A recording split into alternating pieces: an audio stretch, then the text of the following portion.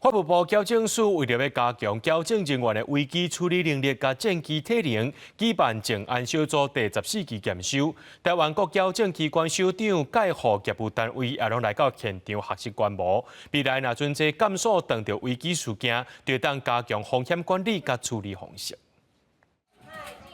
家己甲发生受用人的波动，占领工厂甲管理人员来对立。13中昼时，家己甲举办静安小组的成果验收。今年除了传统的电波演练以外，头盖增加科技设备的运用。以人眼辨识系统掌控这个姿势的手谋，空拍机的部分是主要是外围巡逻及时掌握脱逃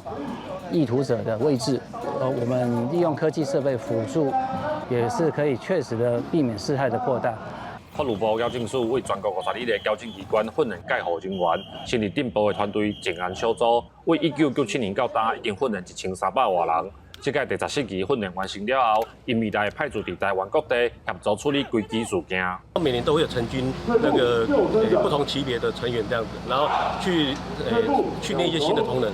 所以每年他们都会有轮换的方式，然后让我们更多的同仁可以有机会参与这样一个静安训练，提高他们在这个执行职务上的一个专业能力。今仔日的电波演练过程真真实，展现静安小组的训练成果。法务部表示，国外顶一站拢有发生一寡加暴动的事件，希望透过训练，唔但提升管理人员危机处理能力，嘛来加强社会对矫正单位的信任。记者林慧婷，家己报道。